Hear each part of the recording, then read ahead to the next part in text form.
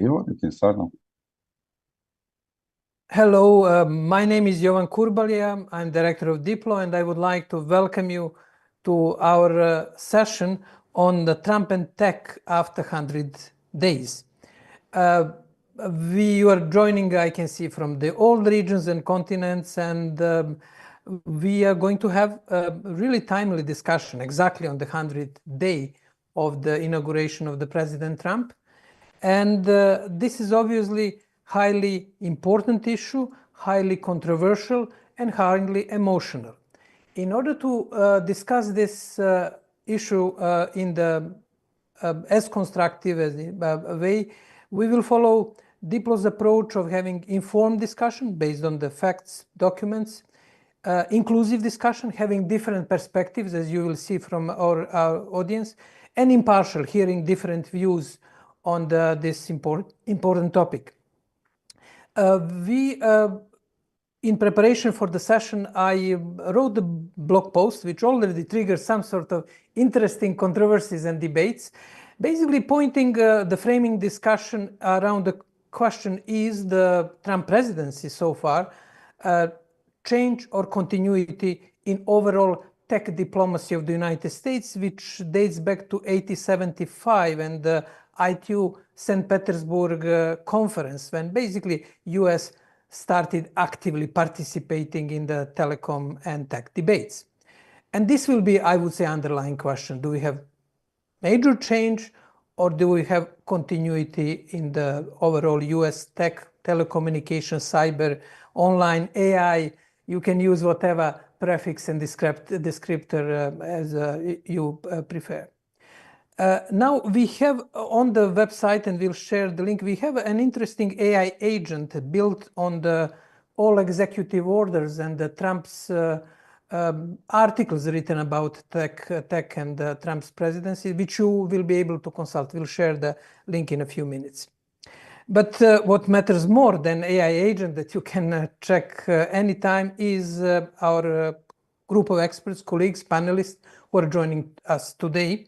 And we have with us Susan Ariel Aronson, research professor and director of Digital Trade and Data Governance Hub from Elliott School of International Governance, joining us from the center of the debates, physical center from the Washington, D.C.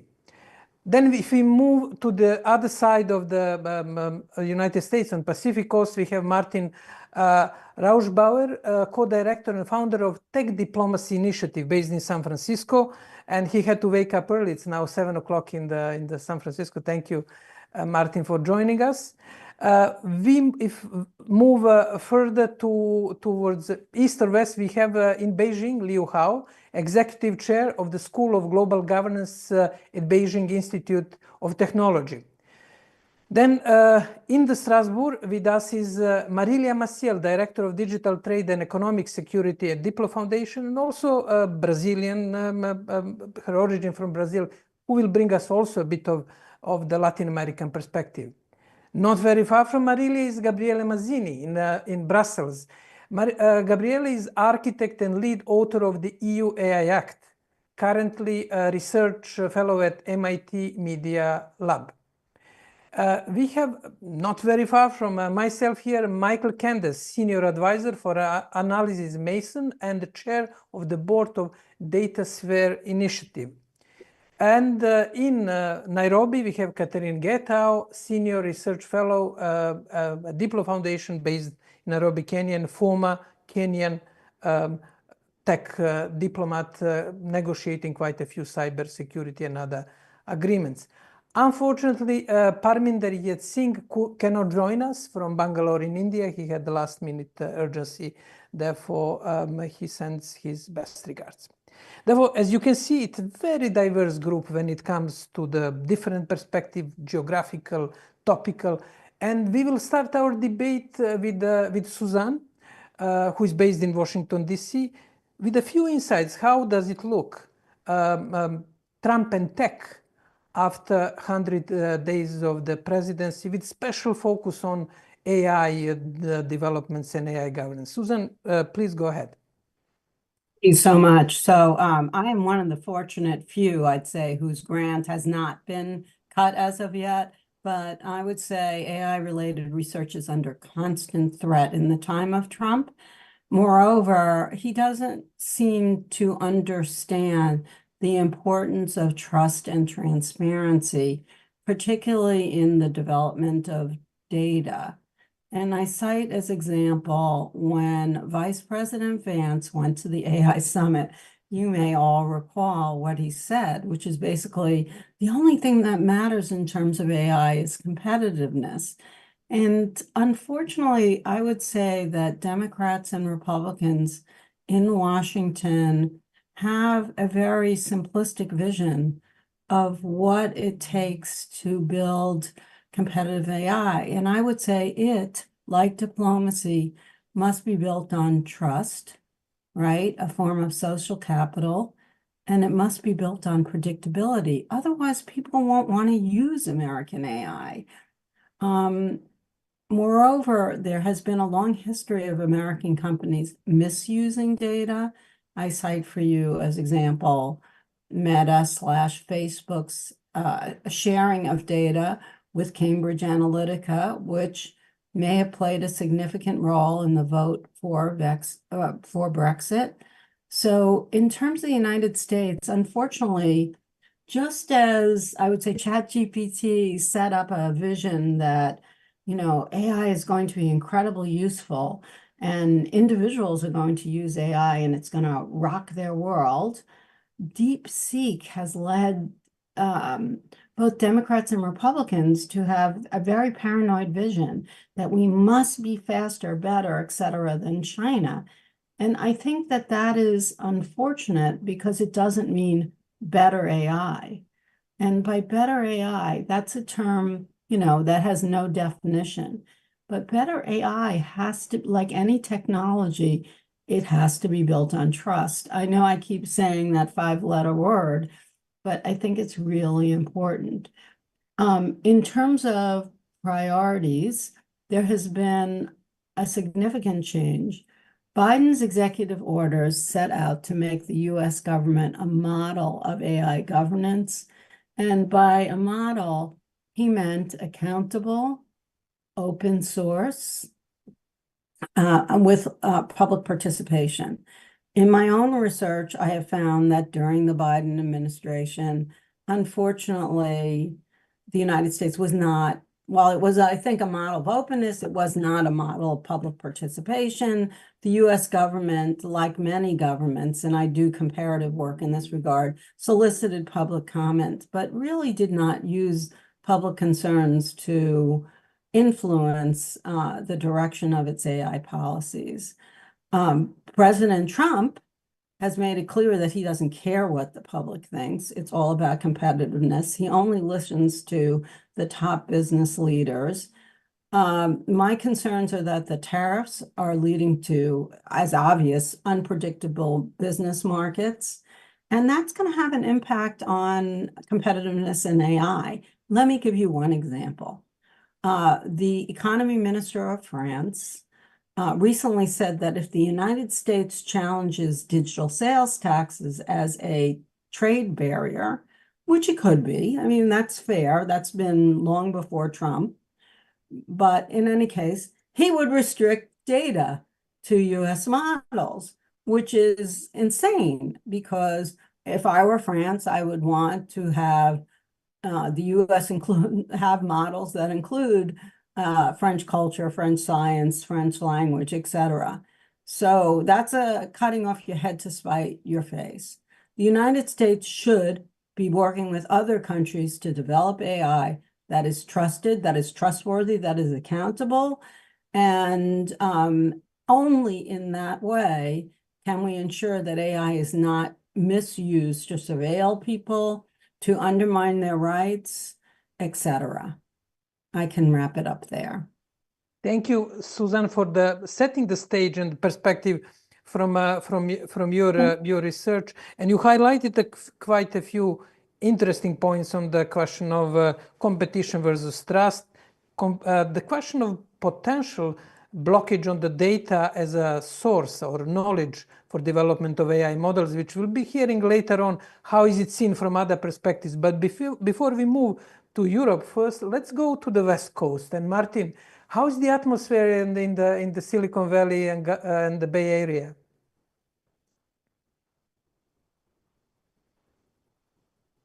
Unmute just, please. Thank you. Yes, good morning here from San Francisco and Silicon Valley. I think it's an interesting question to look for the moods in Silicon Valley after 100 years of the Trump presidency.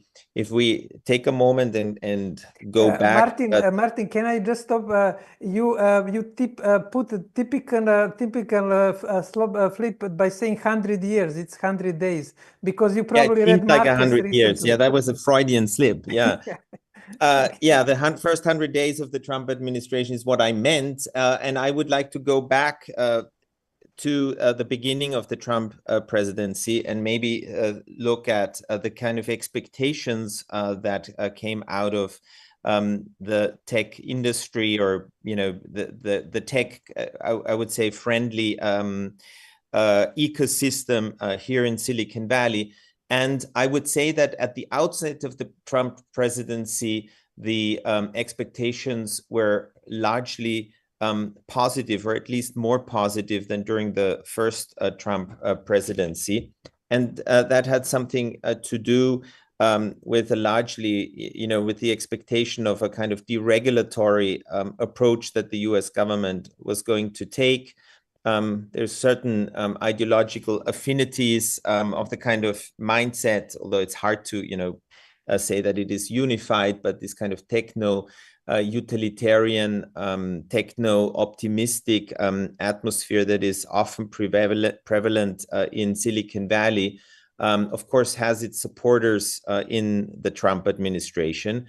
And I think Elon Musk is a very kind of visible symbol for that. So I would say at the outset, by and large, the expectations were positive, of very pro-business, deregulatory government that would kind of limit or lift some of the restrictions on technology companies. I think that the atmosphere has changed after 100 days and not years. And that has something to do with what is affecting businesses around the world. I think it has been said correctly that businesses thrive not only in an atmosphere of trust, but in an atmosphere of predictability. And I think the disruptions that the tariff discussions and the tariff announcements have caused in terms of business outlooks, in terms of supply chains. If you think of a big behemoth here in Silicon Valley, Apple, that has 90% of its iPhone productions is still in China. What that means for just that one big company, the expectations of large tariff increases means that that there's a disruption, obviously, on the horizon, a potential disruption on the horizon for this particular company. And even if these disruptions are not going to play out in the most catastrophic ways, I think that there is a general a realization among many business leaders that the time have changed in a kind of more systemic way, that tech companies don't really usually buy into this kind of economic nationalism that some parts of the Trump administration adhere to. By the very nature of their business models. They're transnational, they're kind of, they expect and hope for global market access.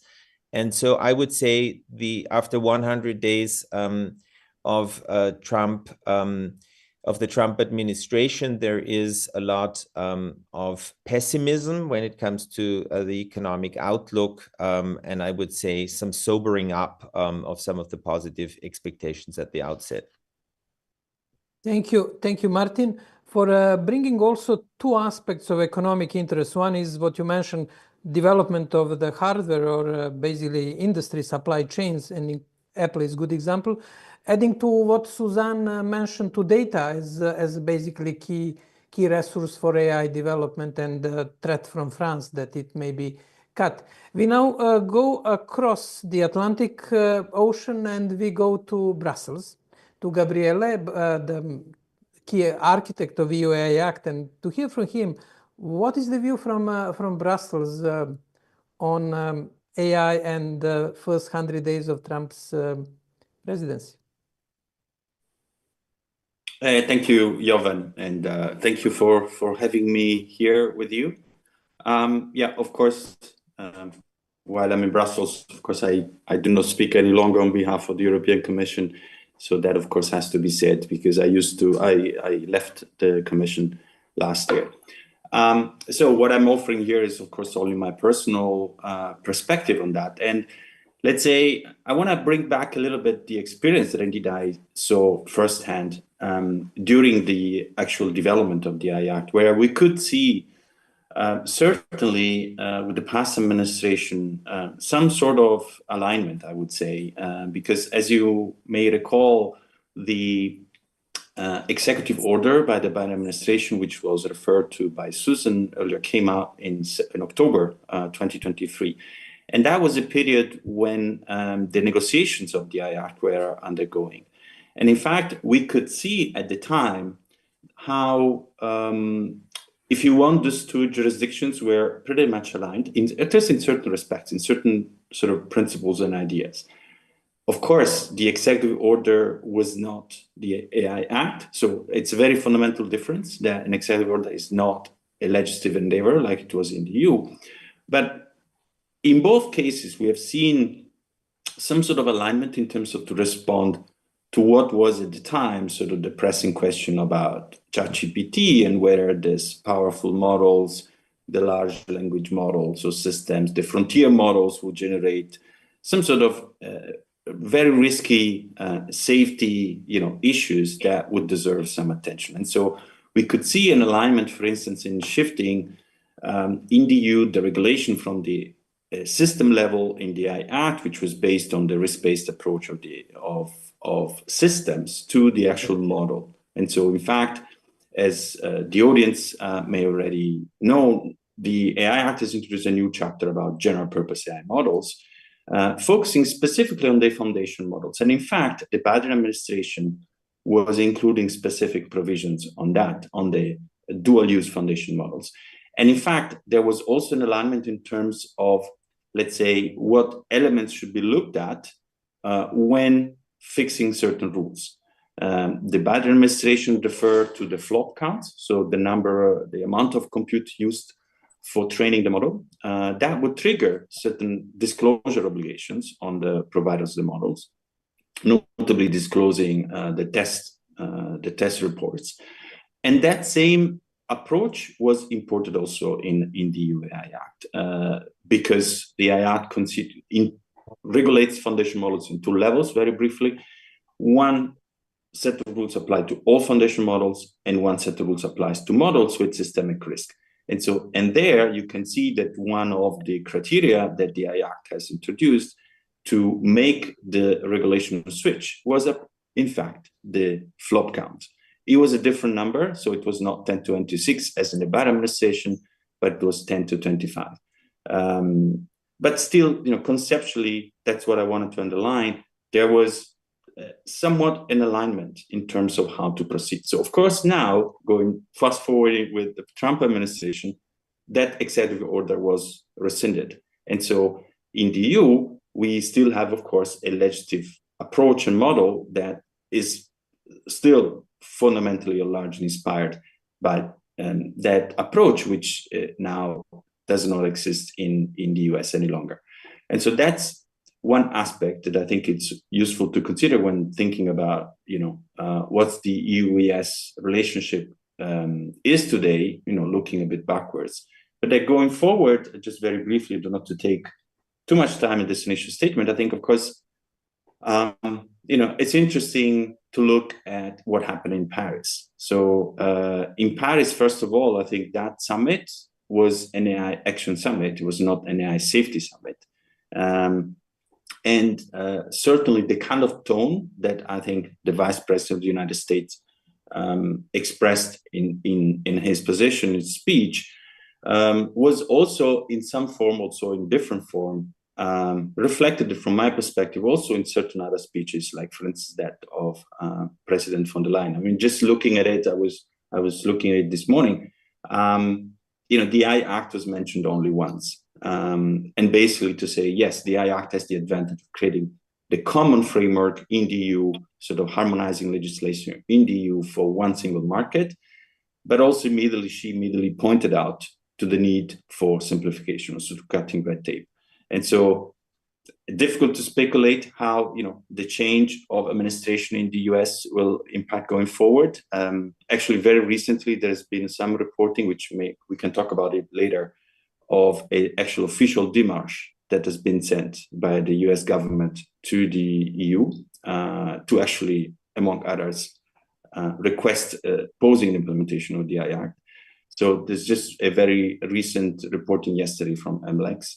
I think there are signs that certain balance is shifting. That's a bit my initial speculation at this stage.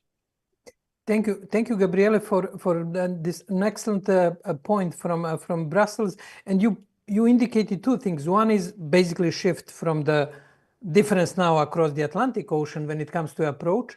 And the second is overall shift, which we noticed in the Paris summit from the spirit of the Bletchley and Seoul previous summits, which was more risk security oriented towards more action. Therefore, it wasn't just the question of shift in Washington, D.C., but I would say general trend that we can discuss later on. Now, so far we have been mainly with AI. Now we move a bit towards broader issues, and we have my colleague Marilia Maciel, who is based in Strasbourg. Marilia, what would be your take on this interplay between on the 100 days of Trump's administration and impact on tech? Thank you, Jovan, and hello to everyone. I think I would like to approach this topic more from a geoeconomic perspective. And I think that the first thing to consider is that the digital economy has become simply the economy today. Most economic sectors, they deeply rely on digital technology to function. And I think that this means a few things.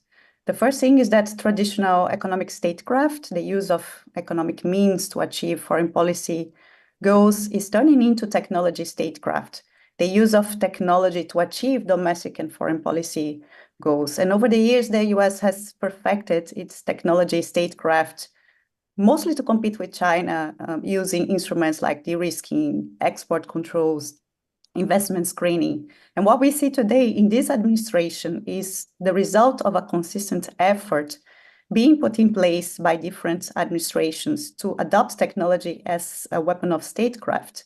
And I see a continuity there. We also see a growing interdependence between technology policy and trade policy. So, for example, the US president suggested that tariffs on China could be reduced if China approves the sale of TikTok. But China has delayed talks on TikTok because of US tariffs. So we see that there is an interplay, a very strong link there. And I think that these changes are also evidenced by a transformation in the US understanding of what economic security is. So if we look at the early days of the internet, when liberalism was the predominant rationale here, economic security meant fostering the global liberal order online. So mostly the role of governments would be to step back and simply pave the way for private actors to expand across borders. Now I believe that we are entering a completely different phase here, in which liberalism is not doesn't function as an ordering principle of the global economy anymore. And Liberation Day showed that very clearly. So this, I think, it's a key discontinuity with previous administrations. Actors in the US and also other actors are seeing digital interdependence as a threat. And they're trying to hedge against this threat by adopting what I call a neo-mercantilist approach. So in this scenario, the goal of economic security has become mainly to strengthen the state, but not with the goal to protect individual rights and strengthen competition, such as was the goal in Europe with the GDPR and the DSM and all the regulatory initiatives. Now the goal is to strengthen the state so it can face these external threats and beat the real or the imaginary adversaries that we are creating today. So this is very clear with the motto that economic security is national security that we have seen in the 2021 US national security strategy. But the problem now is that national security is ultimately about very important threats, which could undermine the existence of the state. So when the national security mindset kicks in, the interest of the market, the duty of accountability between governments and society goes to the back of our thoughts. Markets can still try to push back the state, but they lose leeway and the interests of the state come first. So for this reason, I think that it's not precise to assume that what we see today in the US is a triumph of the liberal order or an alliance between the government and the big tech companies. Some tech companies, they stand to gain when their interests converge with the interests of the state. We have seen recently now a big change in US public procurement rules, which will allow the administration, such as the Pentagon, for instance, to procure ICTs from companies such as OpenAI and Palantir and all the big tech companies. But at the same time, the tech companies, they are confronted with a clash between their markets and economic interests and the government's geopolitical agenda. And we see that in the US framework on AI diffusion, which was approved by Biden, but has been upheld by Trump. And this framework will control the way that semiconductors, AI model weights, and cloud service for AI will be accessed across the world. That will have a very significant impact in developing countries. Countries such as Brazil, they are sitting down and trying to think how they're going to have access to AI and to develop their cloud services with these export controls in place. So that there is this tension, but I think that overall the tension will be resolved by enforcing the interests of the state. And the last point I would like to make, which makes a link with the content policy, is that I think that because the interests of the state come first, the US has adopted an erratic understanding of freedom of expression lately. Before the Trump administration, there was a discussion on redefining the limits of intermediary liability after Cambridge Analytica, for example. But those that are in favor of more responsibility for platforms, they have lost ground vis-a-vis those that adopt a more absolutist approach to freedom of expression, which weakens the possibility to remove false or misleading content from the internet. But at the same time, we see that some groups, such as LGBTQ plus content creators, they say that it has been much more difficult for them to increase visibility online. They receive more flagging. So there's a narrowing down of freedom of expression for some particular groups in the US. By and large, I think that it's a very complicated scenario, but I think that if this neo-mercantilist view successfully takes root, the danger is that the deeply interdependent digital value chains that we have today will become an obvious choice of weapon to hurt the other side.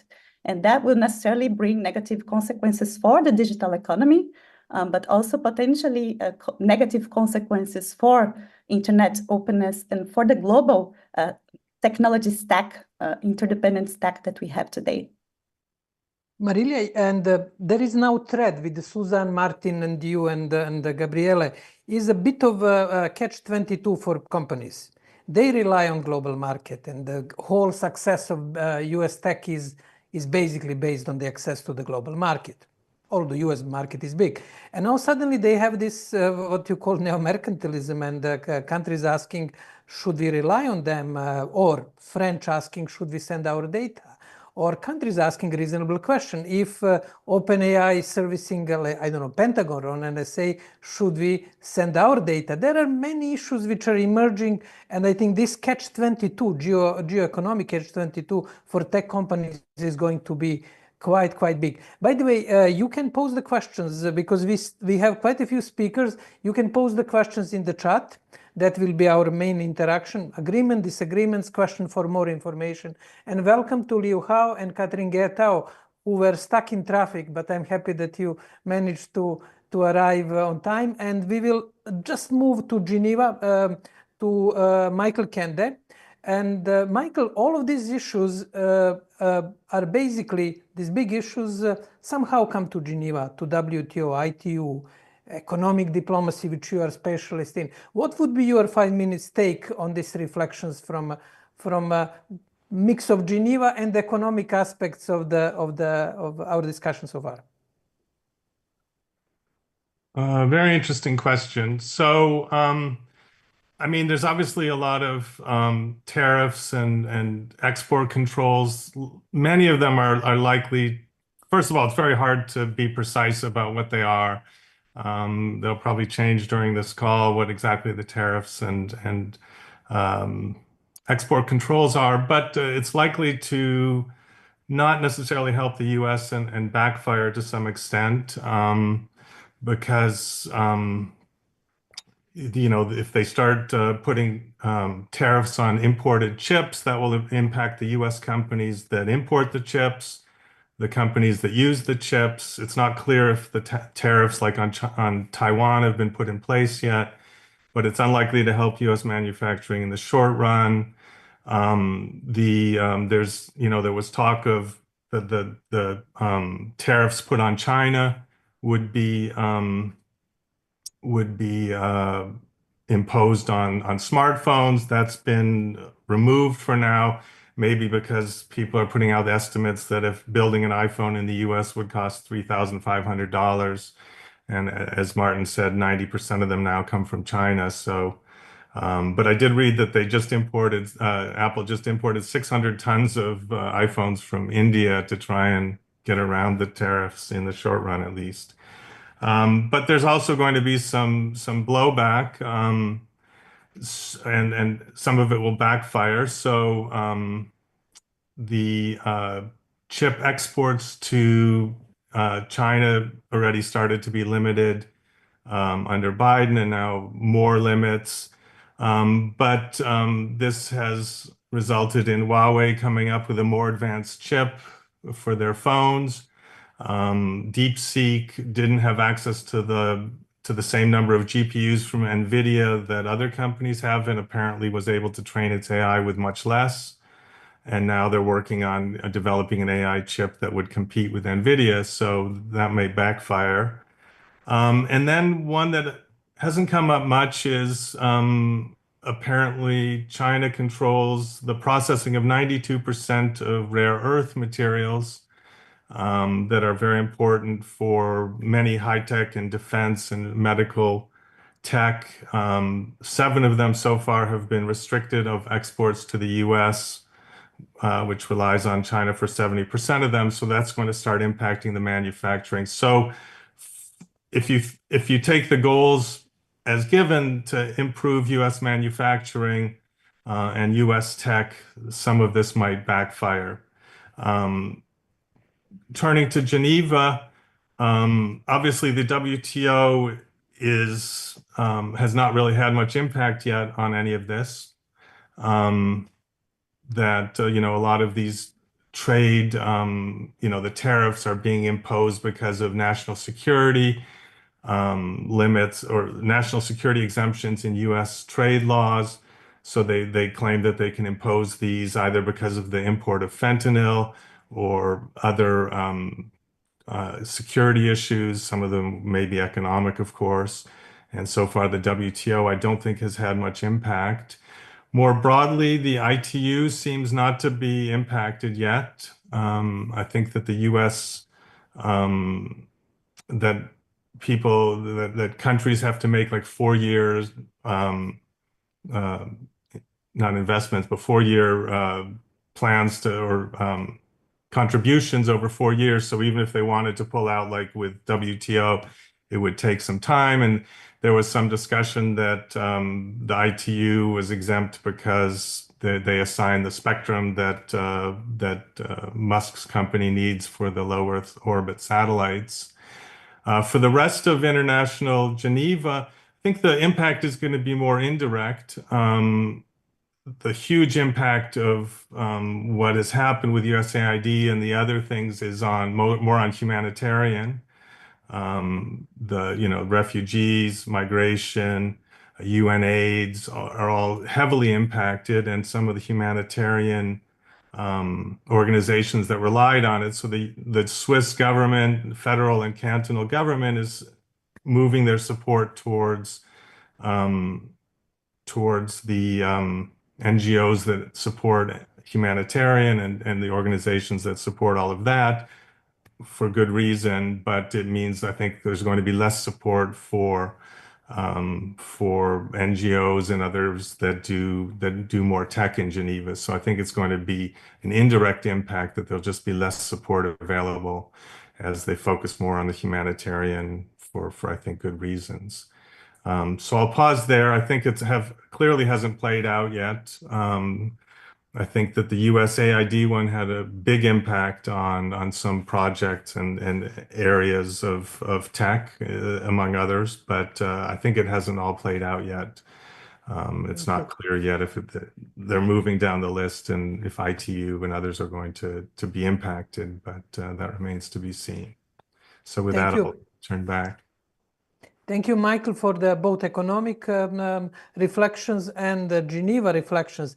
Now, Professor Liu Hao, we are moving to Beijing. China was often mentioned in the reflections, and as there is underlying tone on the interplay between Beijing and Washington, D.C.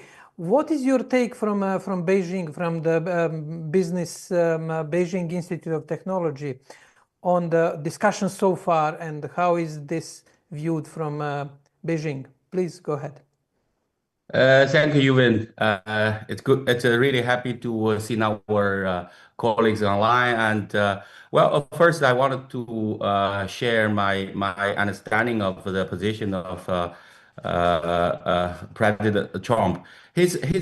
Some people say he's unpredictable, but for me, I consider he's really predictable, because he had to make everything clear in his campaign to be the president, and he's following his mind of his promise. So it's now working on what he had mentioned in his campaign. Well, he wanted to be a good president of the United States. Yes, he's working on that, but whether the result will be really serving for the interests of the United States people, it needed to be evaluated and decided by the American people. So in the short term, or at the very beginning, people may consider, okay, this is really defending or serving for the interests of America. Maybe it is also serving for the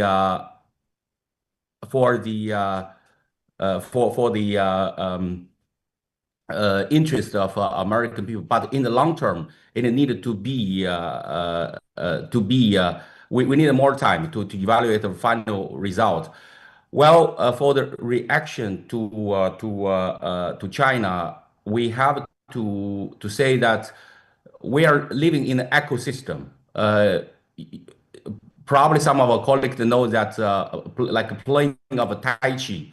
When you hit people very heavily, you will also get the biting force, which will hit you in another direction.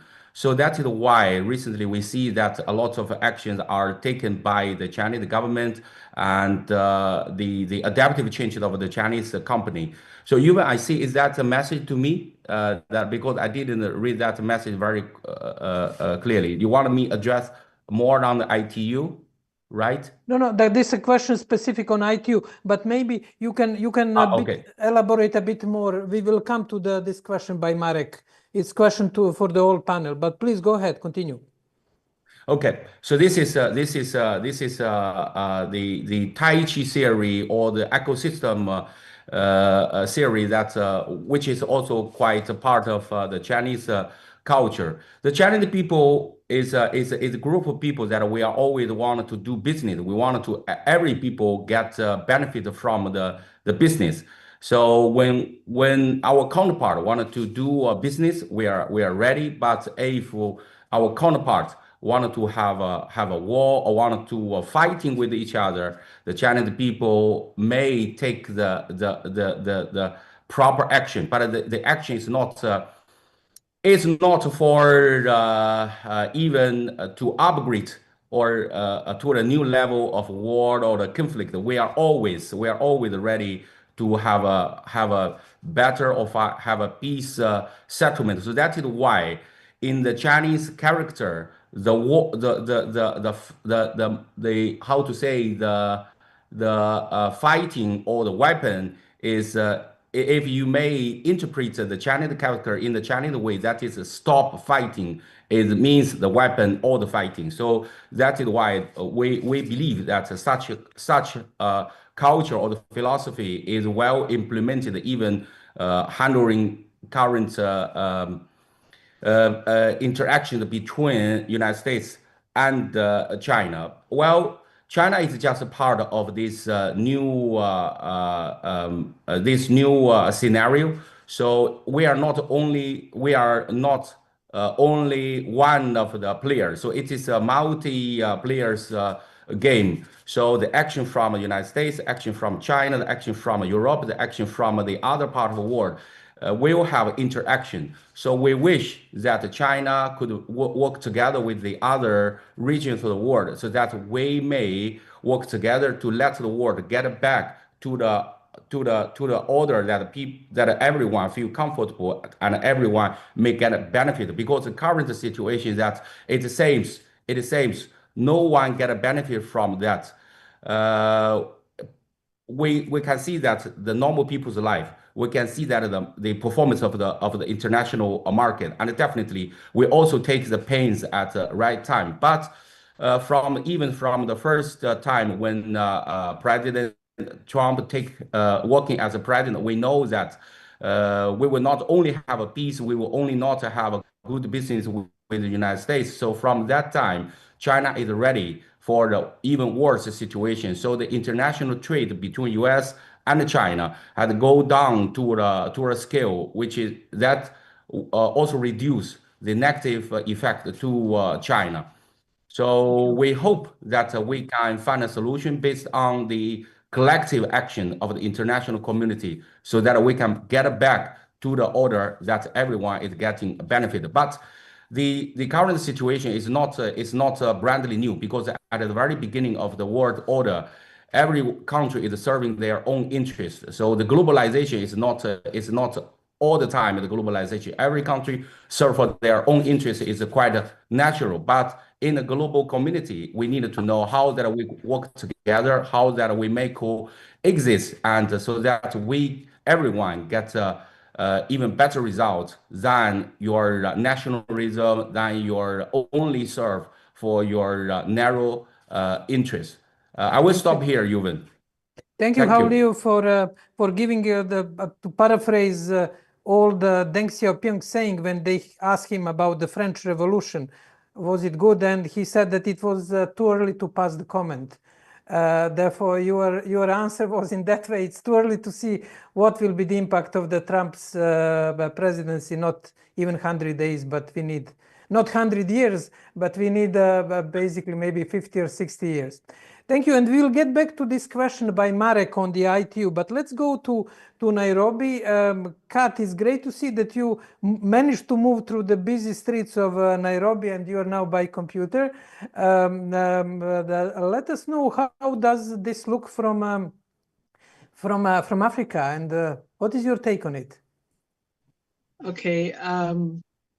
Good day, everyone. I know we're all in different time zones, and thank you for your hard questions, Jovan, which are always very stimulating. Disclaimer, of course, I'm just speaking as an African and Kenyan citizen concerned, so I don't represent the African Union or any form of body. Of course, the first 100 days of President Donald Trump have been quite an eye-opener for everyone and a bit of a roller coaster. So I'll just look at it from a few perspectives. Firstly, his personality. He has not been shy about his contempt for Africa and Africans in general, and this is well recorded. So this has really demonstrated in the past, in the last quarter century, our news used to be very much state controlled or state mediated. but now Africans are getting their news unfiltered, largely from social media. So they do hear all these statements and they draw their own conclusions. And I see a polarization that comes from reading what Donald Trump says and does, which is reported on social media. Some people approve of him because they see him as a conservative and who follows values which are perhaps closer to the views of many conservative Africans. But others, of course, are appalled by his contemptuous statements about Africa and Africans. And of course, nobody controls what various people think. So this is also quite an interesting technology-oriented development. The second area is policy. So if I looked at the executive orders, which Jovan, you are so kind to distribute to us, and clearly the words I would use are dominance and protectionism. Although, I mean, it's good that there's AI capacity building and other good things there, and protection and growth of the infrastructure, which is very good. Now, how this will affect Africa? Of course, we're very, very interested in fintech because that has been a game changer on our continent and especially in Kenya.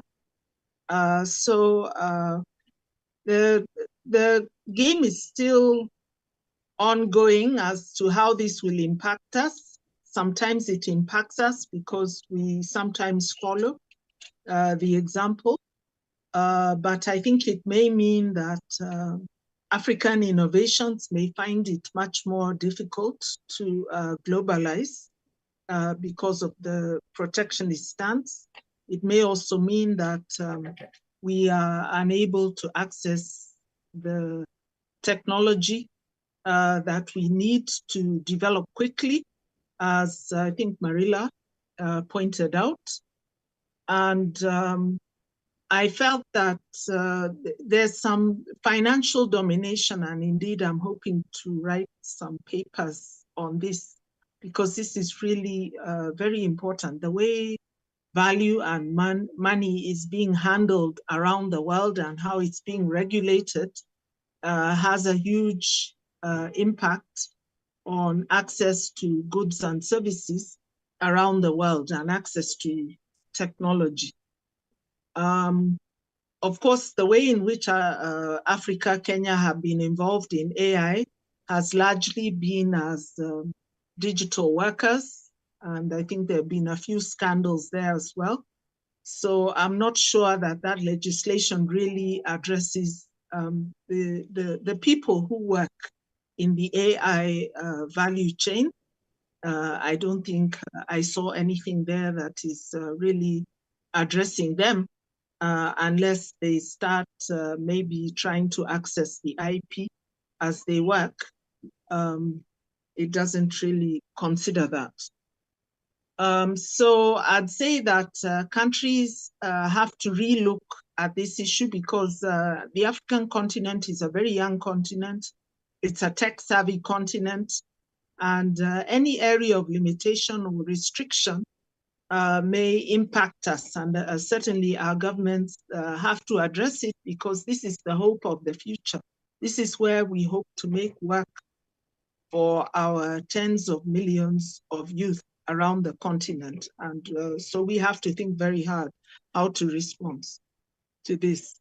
The third area I'll mention is precedent, because as various speakers before me have mentioned, some of the actions have been quite authoritarian.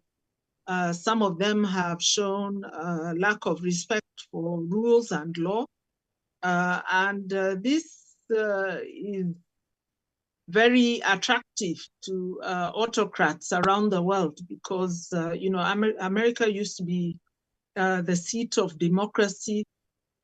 So when people see that there can be autocratic action by governments in developed countries, in countries which previously greatly respected principles like free speech and the rule of law, it sort of opens the door for autocrats around the world, and we have a few of them in Africa, to be validated in their actions. And this is not very good for their populations.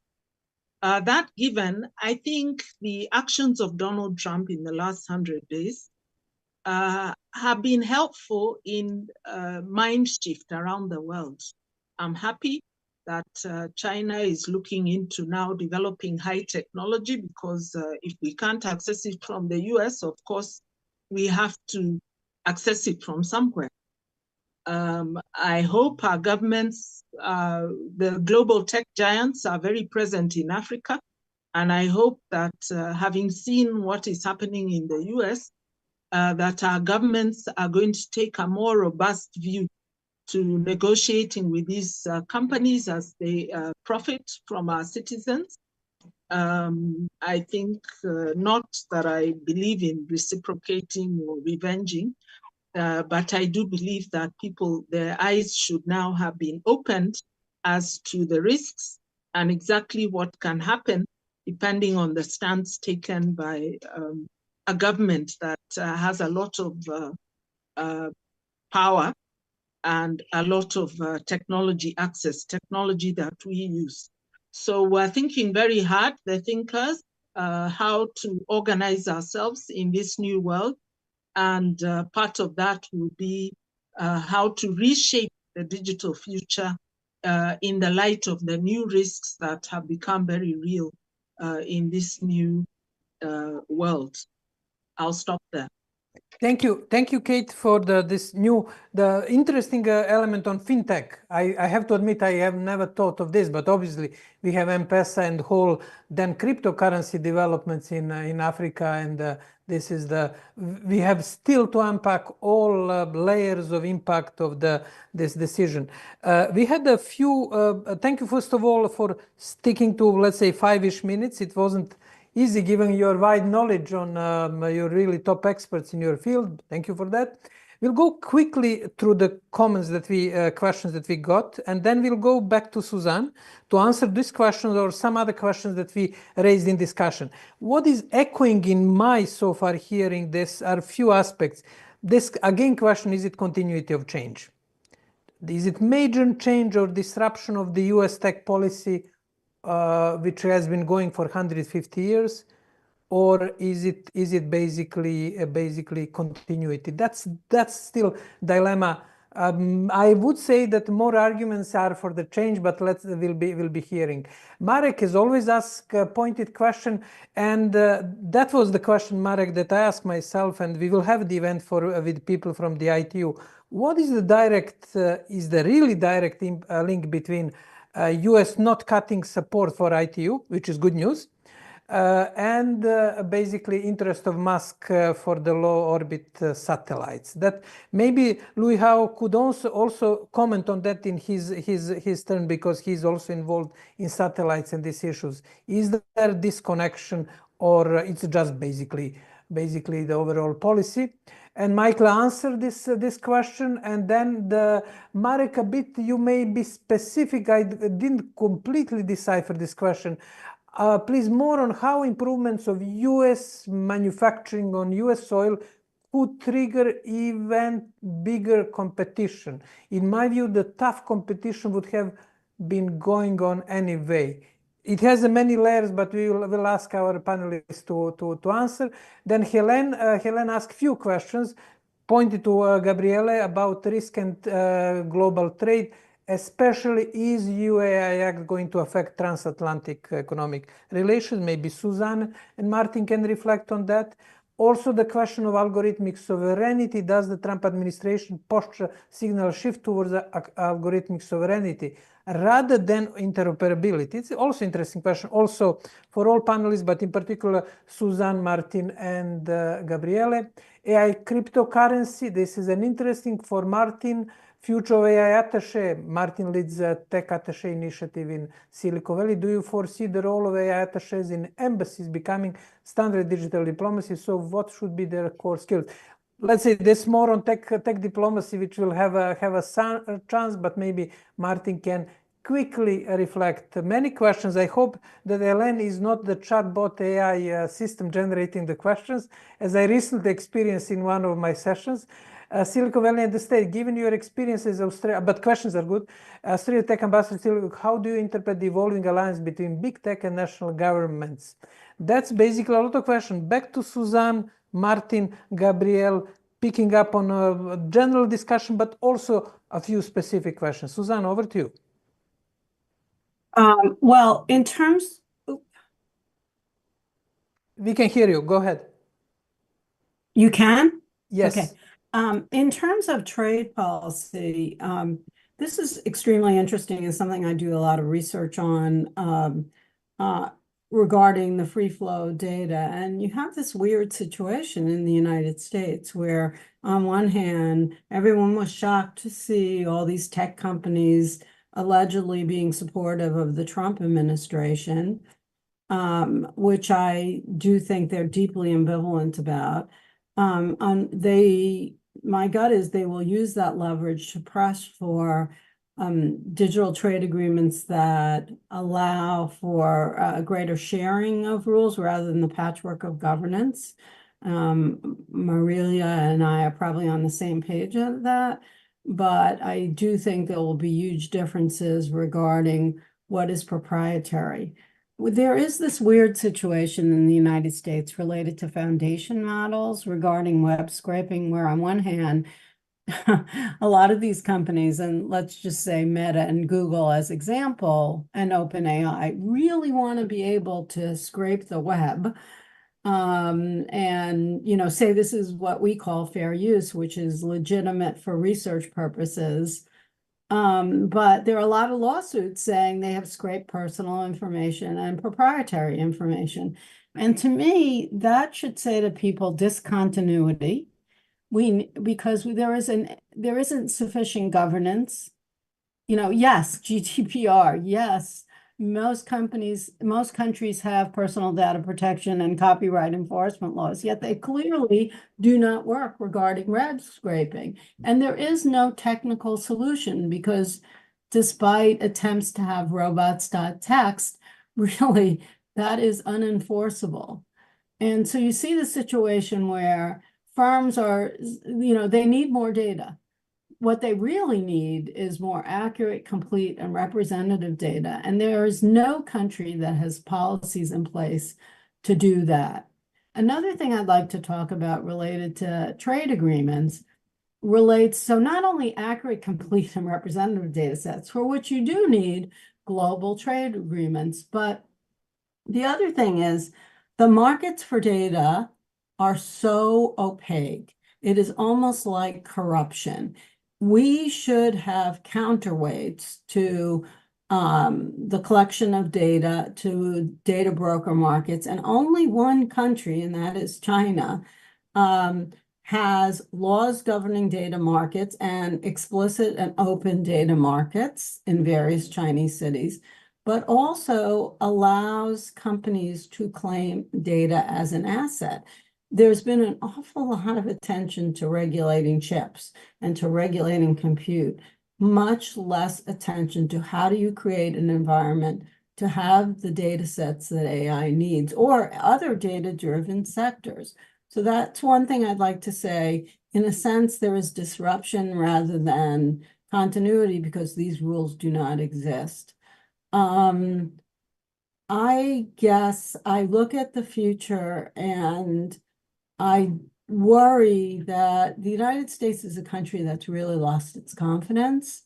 And we have these weird phenomenons. When I was writing doing my master's thesis was on competitiveness, and it was all about US-China. And I remember going down to Capitol Hill and seeing union workers torching a Toshiba radio and beating up on a Toyota car. This is paranoia, and that's what we see in the United States right now. The appropriate response is to fund, research and to work with our allies. Do I think that will happen? I think there will be a lot of pressure from companies to have more collaboration. What I worry most about, and I'll shut up after that, is the misuse of AI to survey Americans because of the data collected by Mr. Musk and his pals, but also misuse of AI in defense-related sectors. Thank you. Thank you, Suzanne. Therefore, change, disruption, not continuity, is the underlying message. Few points of interest. Fair use is basically waiting for euthanasia, because it's not fair use if it is used for commercial purposes, not for the research, more or less. And we have a few colleagues from IP community in the room. Maybe they can comment later on that. It's an interesting issue. The question of data in China, it's an interesting development. There is data market in China, probably the only market. And on data, there is one interesting development. There will be start of CSTD working group. The title is long, on the data next week in Geneva. We'll see if they can do something. And for me, one personal observation is that somehow knowledge as a concept, more than data, was completely diluted and removed from the policy rhetorics after the World Summit on Information Society in Tunis. If you go through the Tunis agenda, the Tunis action plan and commitments and Geneva documents, you had a lot of knowledge, the question of protection of knowledge, and it's completely removed. It's only today on data, which is a bit misleading, because AI is basically also capturing a lot of knowledge behind the raw data. That's an interesting issue to be considered by policymakers in the coming years. And that's great. We move then to Martin. Martin, few questions to you from Helena and this. One is a question of transatlantic dynamics. You may reflect on the attachés, although we'll have different sessions on that, but you may just also reflect on that quickly, since you lead this process. Over to you. Well, thank you so much. I mean, to the overall question of disruption or continuity, I mean, I think there's certainly, we'll probably all agree, a certain element of disruption that is characterizing the first 100 days and many of the policies initiatives. The question is, do these disruptions, are they of a systemic nature, or are they just an attempt by the US administration to address, certain perceived imbalances, and or will these, policies lead to a permanent disruption of the international order? And I found that really interesting, what Professor Hao Liu said in Beijing, that we do understand that countries, and the US is of course no exception, act in their own interest. But first of all, is the Trump administration has it thought these policy measures through, and is it really acting in the US government's interest? And then, I mean, what kind of system will we end up with? We do need an international system that is based on rules, and that is based on, to a certain extent, on values as well. Otherwise, we all lose. So that's just a general comment. I just wanted to point out to a few other factors that, of course, have a lot of tech executives and technologists scratch their heads. If you think of Silicon Valley as a region where more than 50% of the workforce is foreign born. We haven't talked about immigration policy of the US administration. I've just recently had a conversation with an immigration lawyer in Palo Alto. If you are put on more and more restrictions on foreign talent, that's one of the main factors of the success story of the US technology sector. And the same goes true if you look at academia and research and the current struggles of some of the top universities in the country to receive federal funding are for foundational research that certainly impact future technological advances. So I think if we look at the kind of international system that is evolving in front of our eyes, I do think that it is obvious that what we call tech diplomacy, and that has evolved to a certain extent from the rise of the tech industry in the recent 10 to 15 years, I think that is evident now for many governments that they need to ramp up their diplomatic capacities and introduce, diplomats that are savvy not only in new technologies, but also in the geopolitical implications of these new technologies. And I don't think it's only a necessity for governments to ramp up those capacities, but also for businesses as well. They need to understand and navigate this new world that is evolving for in front of our eyes. And I think to the question of whether how we're going to look at this alliance or this relationship between technology companies and governments in general, I think that's a really fascinating theoretical question. Is it the reemergence of the state and taking control of the tech companies in terms of national security and national interest, as Marilia pointed out? In the two, I think we see evidence for that as well.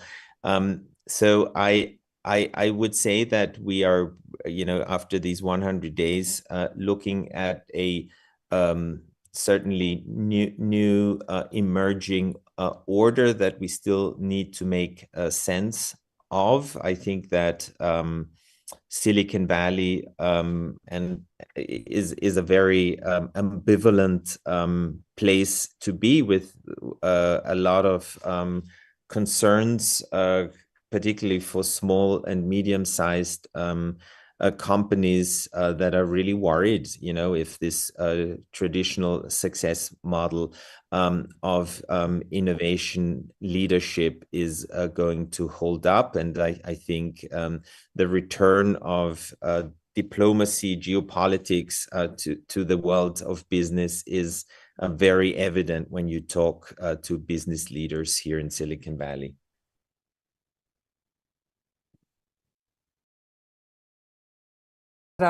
When I was involved in this negotiation, usually diplomats said, "Let me consult the capital," if they need to agree about something. The US delegation was telling that, or the US colleague was saying, "Let me consult the business."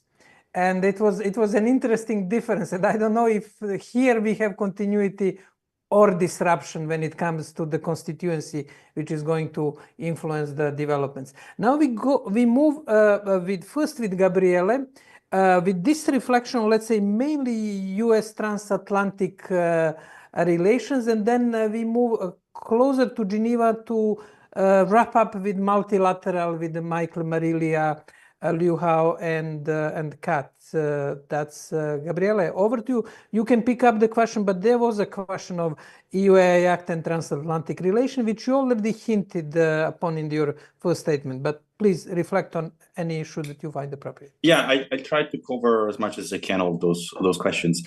First of all, I think the Act and transatlantic relationship means a lot of things, for sure. And we can see specifically when it comes to, so the question hinted to the recommender system and generative AI. So when it comes to the recommender system, I would say maybe upfront, this is not something that actually is in scope of the AI Act in the first place, because it's more around the Digital Services Act and the Digital Services Policy. And clearly, so it's still about, the EU having a set of rules that apply to, in particular, large American companies. So they're very large online platforms, they're very large online search engines. And so that kind of regulation certainly, is enforced. It was enforced even before the AI Act. I think it's starting to be implemented now. And whether, the Trump administration will react to possible, stronger enforcement of that set of rules on the platforms, the American platforms, it has to be seen. What we have seen in the space of the AI Act and in generative AI, I would say already, and I think it's what I was mentioning before, that there has been this reporting about the démarche, so an official diplomatic position sent by the US government to the Commission, most likely, other member states, which I've not seen. I've just seen the reporting on MLEX. And it's interesting there that there's a very, first of all, there's one part around, posing implementation of the AI, which is a fairly, strong demand on the side of the United States. And there is a second set of requests around specifically generative AI. So specifically around this new chapter of general purpose AI or foundation models. And there, according to the reporting, there is a number of specific comments that are put forward. Notably, for instance, that the code, this code of practice, which are the primary tool to ensure compliance with the AI Act, they are being worked out by a group of experts under the supervision of the Commission, and some drafts have already been circulated. And for instance, one point is that some elements of this code of conduct go beyond the legal framework. So of course, the code is not a law, is just a tool to supplement implementation of the law. So one argument the government seems to make is that essentially the code even goes beyond the law, which is, according to their view, a problem. Another point that is being raised is around how will this code apply to downstream providers. As we know, when it comes to generative AI, there is a lot of happening at the level of the model. So the model can be put on the market by a first provider and then could be fine-tuned later. So, and some of the risk and benefits of that fine-tuning, of course, cannot fall on the original model provider, which is the focus of the AI Act. Other questions relate from the US government around copyright. This was an issue that was discussed. So whether the approach taken in the AI Act around copyright is the right one, considering the complexity of copyright law. I think there is also some interesting comments around transparency, notably how the approach taken in the AI Act and in the Code of Practice will ensure protection of business secrets. Again, this is certainly in line with some of the positions expressed by the US government.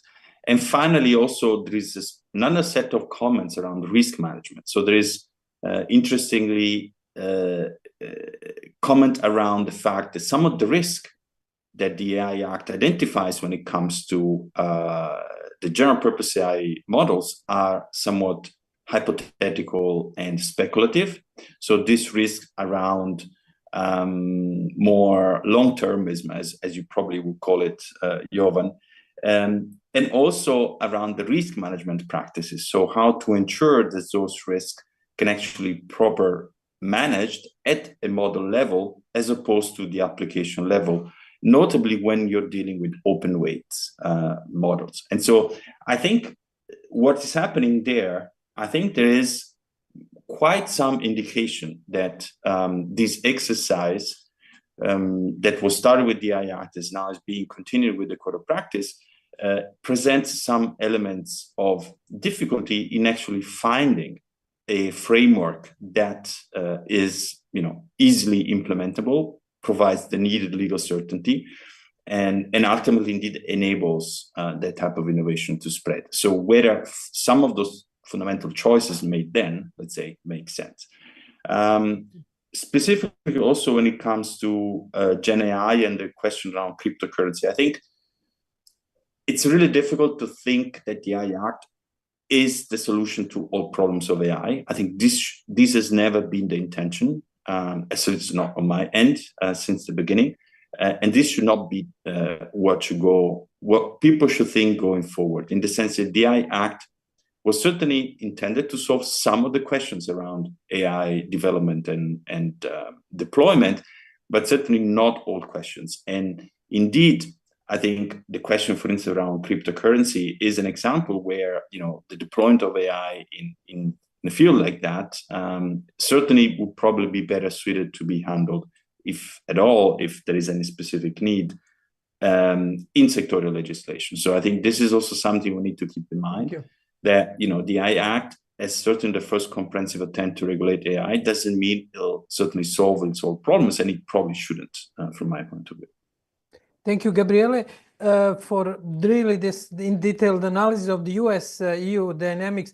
I'm still, I call it geopolitical schizophrenia, when it was the tech companies were pushing for EU AI Act for quite a long, but then they got cold feet. Now there is a cold confusion, which will be an interesting for scientists to do research what's happened, and including interviews with you, since you were from the very first days in the process. We now move, let's say, closer to Geneva. We have about 15 minutes. And I suggest that Marilia and Michael, and also Liu Hao and Kat, focus on that multilateral aspect, and especially we start with data. Thank you, Peter, and thank you, Marek, for informing us that CSTD already started. It's open CSTD working group on the data governance. Peter Mayer is a quite active participant, Hungarian official in the CSTD. And now let's go to Marilia. Marilia, you have many hats, but put your data hat. And we start with that, and then we move to Michael, and we move to Kat and Liu Hao, and close the geography in this way. Thank you, Jovan. I'll do that, but I'll do that by going back to your question about what predominates, if it's change or continuity. And I think that for many years, several actors, the BRICS, Europe, they were trying to provoke change, but within the world order that we had. And what we see today is a change of order. And what motivates that is the fact that if we look at different transcripts from different commissions in the US Congress, for instance, we see that there's a perception that within this order, with these regulations that we have today, the US will not be able to maintain their geopolitical advantage, that China is gaining ground, and that the only way for them to escape is to escape the regulations they have created. And that helps us to understand U-turns that are really abrupt, such as the U-turn that they made on the free flow of data, which has been one of the principles of US trade policy. And now they are not supportive of free data flows anymore in terms of making these new agreements with this type of provisions. But I think that if we look, so the ground is shifting below our feet. So I think the net effect will be a change, not continuity. But if we look more granularly, we see that there are some elements of continuity. The idea of economic security is based in 3 pillars: promote, protect, and partner. Promote is industrial policy.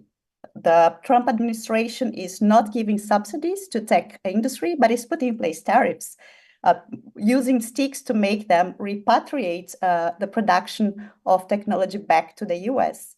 When we think about protection, there's a lot of the elements that were present in the Biden government that have continued, such as the sanctions, the export control. So there's a big continuity there, guided by this geopolitical competition. I think that the main pillar that we can see change today is the notion of partner that takes us to the multilateralism, the idea that we need to build partnerships to move forward. This has radically changed. And I think that this is the main danger in the policy that is being put in place by Trump, which is this isolationism. The US was using this idea of a world dispute between democracies and autocracies to try to rally the West around the US in order to fight the emergence of autocracies. And this narrative has completely eroded, is not there anymore. It has not been substituted by a different narrative. From a political perspective, the US is now alone. And from a practical perspective, the alliances that it had are going to be eroded by this lack of trust that has been mentioned by Susan, and the alliances that it could make with the developing world. And Biden had given signs that he wanted to make more alliances with Latin America, for example, is something that Trump is not really looking at. 2 weeks ago, during the meeting of the WSIS plus 20 review, the US said that they are not going to support the SDGs being part of the WSIS process, which is a major a backlash in terms of mainstreaming and development. So this is something that is really changing. And I think that the way that the US approaches multilateralism has radically changed, and all the countries are going to reposition themselves in this game. Therefore, I think that the main tone will be change, not continuity. Thank you. Thank you, Marilia, for very interesting aspect. I never thought of it. Within the system, many countries complained for inefficiency, for unfairness. But suddenly when the system is shaking, they say, hey, we complained to the previous system that should have been fixed. Now we are not particularly happy to go to complete change. It's an interesting, another research topic to be considered. We have about 10 minutes. We move to Geneva to Michael. And Michael, what would be your take? Also, you mentioned something on ITU to Marek question, but also on data dynamics, since you're involved in data. Go ahead. So just to finish the thought on the ITU, it doesn't appear that there's going to be much impact so far. Certainly on the development side, USAID pulled some grants back from the Partner to Connect program at the ITU. But in terms of the radio spectrum, I think from the point of view of Musk and the others, the idea is to get the biggest pie possible and then fight over how to divide it in terms of spectrum. So I don't see that they would want to pull out of that. I think the pressure is going to be more on the FCC, whose chairman is very Trump supportive, to put it mildly. So I think that's going to be the emphasis. On the data side, if the focus is on, I mean, AI needs data. If the focus is going to be on competitiveness, I don't see much change from the US perspective, but other countries like France may retaliate in ways that may not be helpful to them, as was mentioned, by not allowing data to go through. Other countries already have more protective approaches towards data, either from an economic point of view or security point of view. So I think those are going to be the challenges for the working group that is starting tomorrow. If I can just take 1 minute, though, to highlight a positive US government action, which unfortunately took place 30 years ago. The first real internet backbone internet was the US National Science Foundation network that connected a lot of supercomputers and academic institutes in the US using the internet protocols starting in the 80s.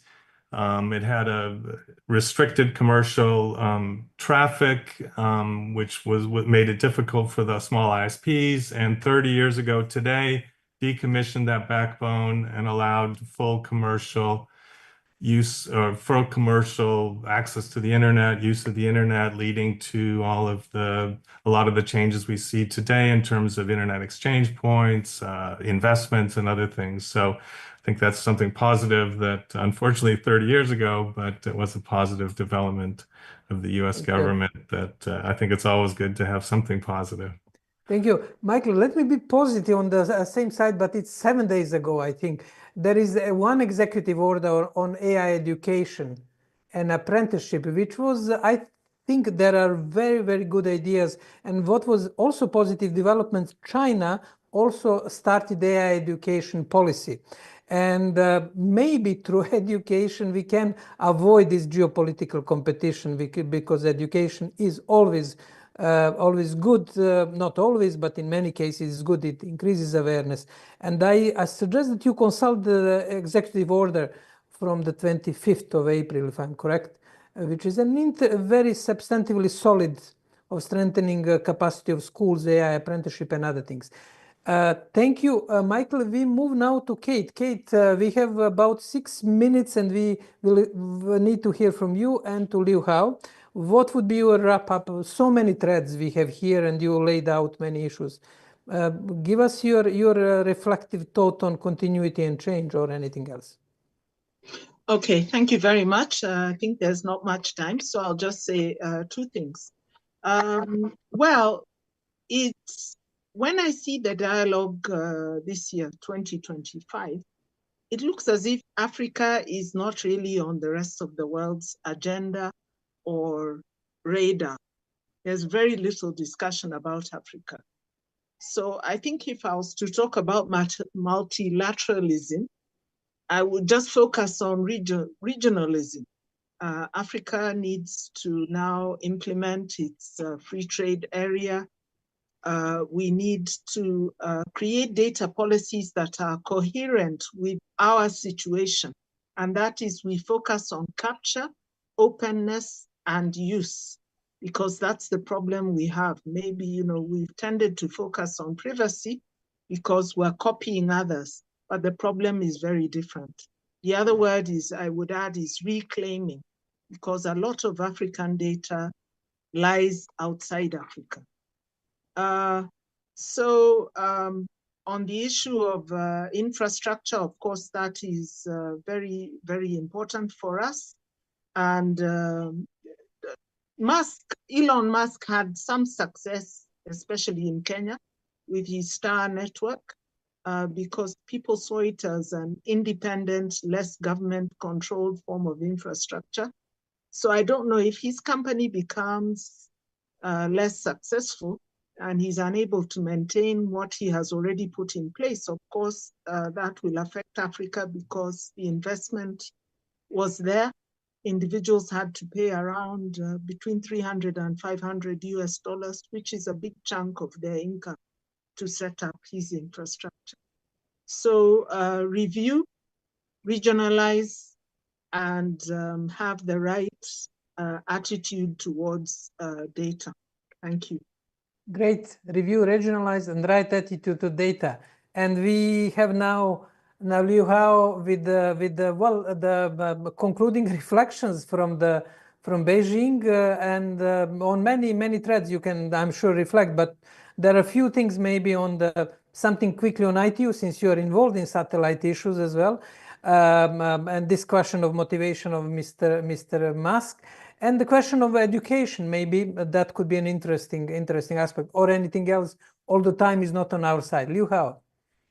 Okay, for the education, we are using the AI for the education, but we are interpreting AI in a different way. We don't believe that there are artificial intelligence. We consider that we are not having AI. We have IA, which is intelligent augmentation or intelligent agent. So we are using that technology to help our professor and the student to learn more quickly, more efficiently. We are serving them to let them have a better life. So this is, and with augmentation of these technology, we consider that we may establish a mutual trust and let the world to be better. Well, regarding roles of the data or roles of technology regulation, I consider that it seems now we are giving too much emphasis on the competition, on the security, on the sovereignty. All of that, it is because we are lacking of the mutual trust. It's the same as the world is now fragmented. We don't trust each other. And without such a trust, we cannot work together. And we are the regulation in different country or the region is like countermeasure for the mistrust you have encountered. So I hope that in the future, we may give more emphasis and spend more effort to let the mutual trust to be re-established so that we can deregulate, let the data, let the other technology to have free movement so that we may continue to work together and serve for advancement for the science, technology, and its application. So at that time, we may run faster, let the science technology serve the people and let it serve more people. I'm still positive. Well, regarding the change or the unchange of the policy of different administration, it depends. It depends on whether you are looking in the short term or the long term. For the long term, no change. For the short term, you may have a slightly change. Well, it also depends on you're looking at the form or the missions. Missions are still the same. The mission is serving American people, serving the people who elected you. But But for the formation or for the models of the regulation, especially for the executive order, it definitely needs to change. So let people consider that this is the new government, this is the new administration. But in the long term, for the mission that serve for the people who elect you is still the same. Thank you, Yuven. I think I didn't take too much time. Fantastic. How Liu, you were so efficient, extremely efficient. Thank you for observing. We have 1 minute more time to thank you all, to thank Susan, Martin, Gabriele, Marilia, Michelle, Hao, and Kate, Michael and Kate, for great inputs, great comments. And I would conclude with few dates. Michael mentioned the great date of the internet, which started, expansion started 30 years ago. We are discussing 100 days of the President Trump, and Martin made a Freudian slip of 100 years. And let's see what will happen in the 100 years. We won't be around, but maybe somebody will listen to this recording and say how right or how wrong we were on this discussion on continuity and change. Once more, thank you for our panelists, and thank you for all who followed us today. All the best. Thank you. Thank you, Yuven. Thank you, my dear colleagues. Bye.